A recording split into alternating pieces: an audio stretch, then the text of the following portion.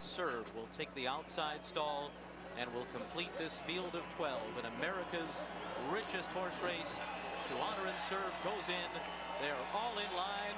We are ready for the start.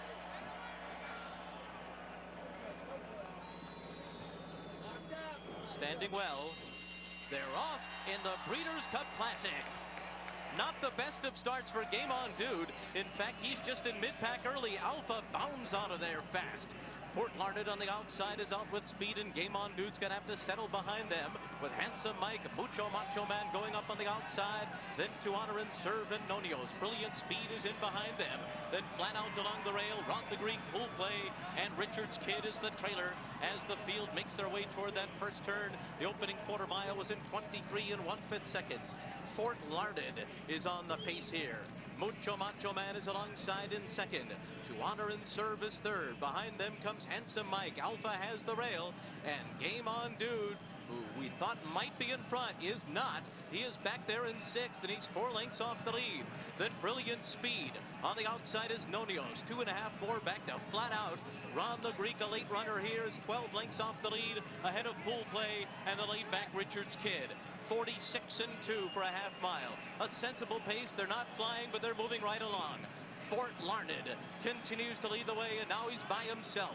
He's got a 2-length advantage on Mucho Macho Man as the field heads for the far turn.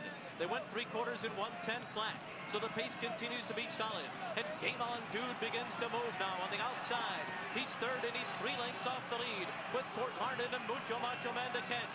Handsome Mike has come under a ride, and then comes Nonios. Flat Out is in the midst of his rally. He's 8 lengths off the lead as they come to the top of the stretch. It is Fort Larned and Mucho Macho Man, and they are now well clear of their competition. Fort Larned comes into the stretch in front. Mucho Macho Man runs at him with 1 furlong to run. They've left Flat Out behind. Fort Larned digs in. Mucho Macho Man runs at him. Fort Larned, Mucho Macho Man. Fort Larned with the heart of a champion. Mucho Macho Man was second, a very gallant second indeed. Then came Flat Out, followed by Ron the Greek. What about that happy birthday, Brian Hernandez? What about a $5 million birthday present as he wins the Breeders' Cup Classic?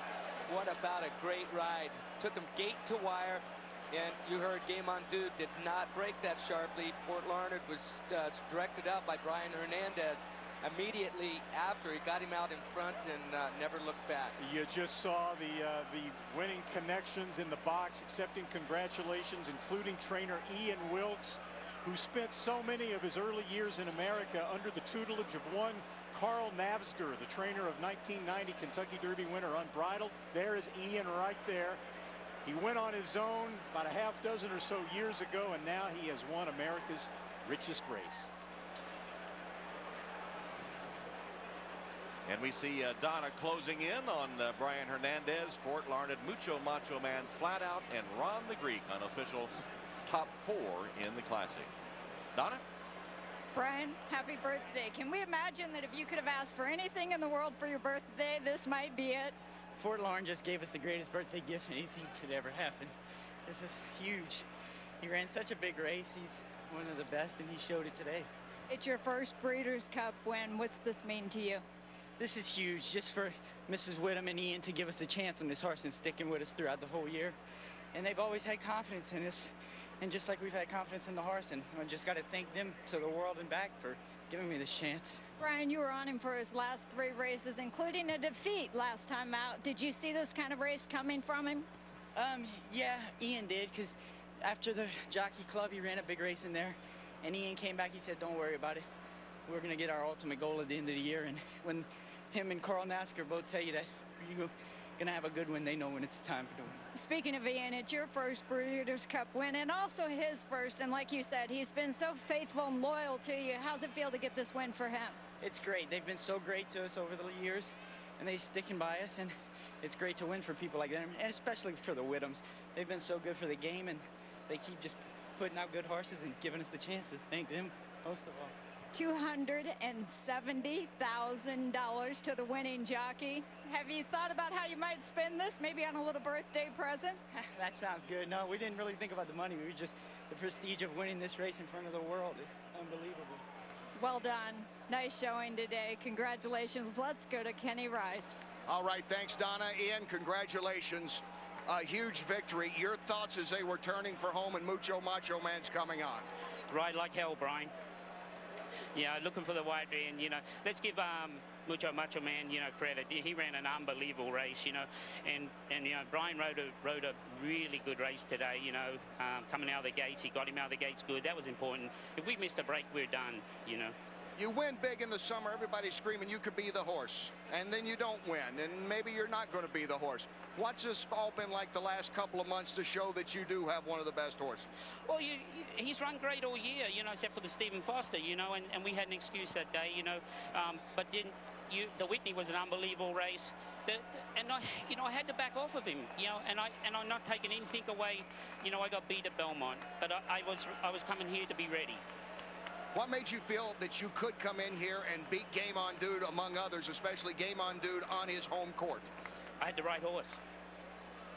How does this rank among your many victories? Oh, it's the ultimate, you know, at the moment. It's the ultimate. Ian, congratulations. Thank you. Let's go to Bob Newmeyer. I have Mike Smith and Kathy Ritvo, very emotional. The comeback, Kathy, and how do you thought that horse ran was rid his eyeballs out? What do you think? He did. He ran really, really, really hard. I know you're so proud. You tears in your eyes. And Mike, just tell us about this tough second place win. Well, he ran tremendous, and getting beat, he won a winning race, didn't he? I mean, he really did. Kathy had him perfect. He ran dynamite. You know, our hats off to the winner. He ran a great game race, and he fought me off at the end. But there's a lot more dances that we're going to dance in, and you're going to see this horse win some really big races. They are thrilled to run second, Tom Hammond. And a gallant second it was. And what about Fort Larned? Ian Wilkes, the trainer, his first Breeders' Cup win on his third try. And for Brian Hernandez, first time on your birthday was the charm as he wins the Breeders' Cup Classic. Of course, Game On Dude, we heard Bob Baffert say the start was crucial, and the start didn't happen for him. No, it didn't. He actually looked like he broke all right, but he just sort of stutter stepped right there. And you saw Fort Larned just to his inside outbreak him. And that's where I'm talking about. Brian Hernandez steering out, and all of a sudden Rafael Bejarano finds himself in a position he does not want to be in. He starts looking out right here to try and get out of this pocket, which eventually he finally does get him out of there, but he's further back than he has been. As we turn for home, in the meantime, Mucho Macho Man had come up in striking distance, and I thought that he was actually going to run by Fort Larned. Well, that wasn't to be done today. Ian Wilkes had him ready, prepared today. Mucho Macho Man was prepared, and they just draw away from the field here, Randy. And you know, Brian Hernandez mentioned loyalty. If you asked horse racing fans, dedicated horse racing fans, name the top 30 jockeys in America, you wouldn't get a Brian Hernandez Jr. vote for many of them. Well, but yet, when he lost his last race, whereas a lot of trainers would have replaced the jockey with a big-name rider for the Breeders' Cup Classic, Ian Wilkes showed loyalty to his man, and it paid off. And this kid, he can ride. I've watched him, and he's one of the most underrated riders in the United States. He can get the job done, doesn't get a lot of opportunities in big races, but he got the chance of a lifetime today, and he showed up. Here's Ian Wilkes as they came down the stretch.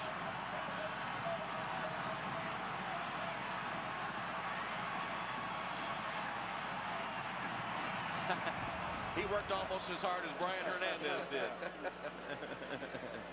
Let's go to Kenny Rice with Bob Baffert, who fails once again to notch a Classic winner. Oh, all right, thank you, Tom. Bob, we talked just before the race. You kind of summed it up. You talked about the importance of the start. What happened at the start?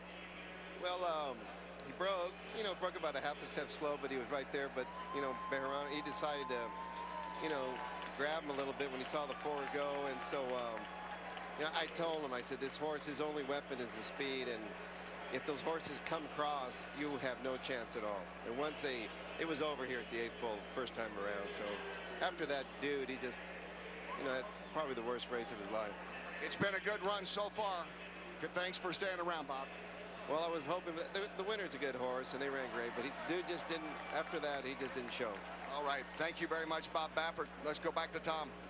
All right, Kenny, is the winner Fort Larned, who is a 4-year-old colt by E. Dubai, bred and owned by Janis R. Whitham. She bred him in Kentucky. She owns him. She collects the winner's share of the $5 million purse, thanks to Brian Hernandez.